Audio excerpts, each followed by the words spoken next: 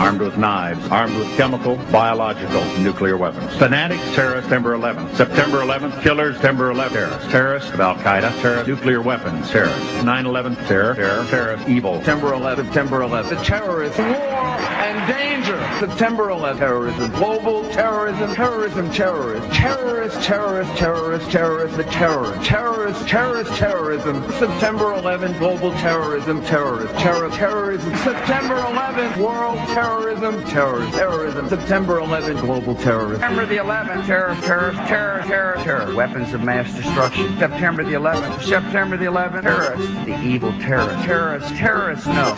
Terrorism. The words are hypnotically repeated. Terrorism, terrorist, terrorist threat, and of course, believed to be linked to Al-Qaeda. But it's the so-called war on terrorism that's in our faces practically 24/7 as the inescapable focus of our existence. The entire U.S. ruling class, ruling elite, comes to see terrorism as the preferred means, indeed the only means, to provide social cohesion, to provide an enemy image for the society to keep it together. According to neocon theory from Carl Schmitt, you have to have an enemy image in order to have a society. A very dangerous thing, because now it means that the entire social order, the political parties, intellectual life, politics in general, all based on a monstrous myth. Monstrous myth.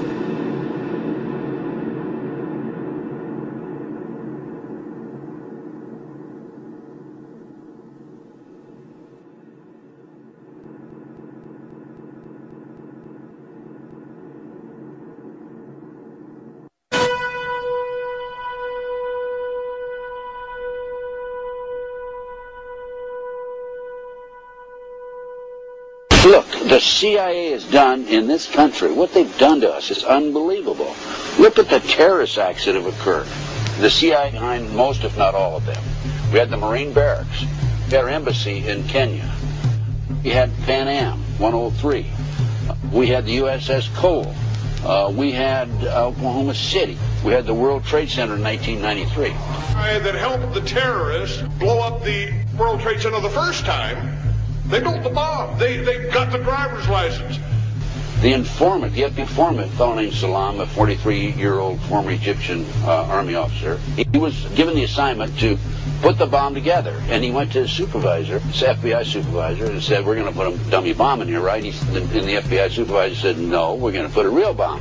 The FBI actually carried out the attack on the World Trade Center in 1993. They actually hired Ahmad Salam and paid him $1 million and gave him real explosives, a detonator, and told him to build a bomb and to give it to the foolish people that he was controlling to allow them to attack the World Trade Center complex. Unfortunately for them, there were only 6 people killed, not enough to pass the legislation. So what happened is 2 years later, April 19, 1995, down comes Oklahoma City Murrah building, 168 people killed. 1 year later, the anti-terrorism legislation that takes away many of our constitutional rights and civil liberties is passed.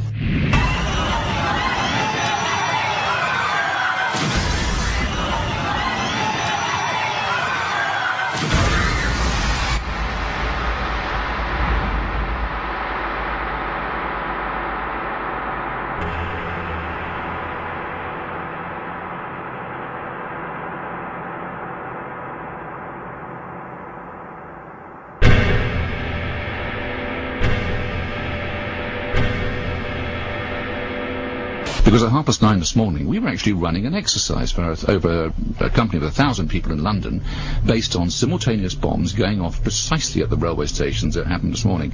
So I still have the hairs on the back of my neck standing upright. To get this quite straight, you were running an exercise to see how you would cope with this, and it happened while you were running the exercise? Precisely.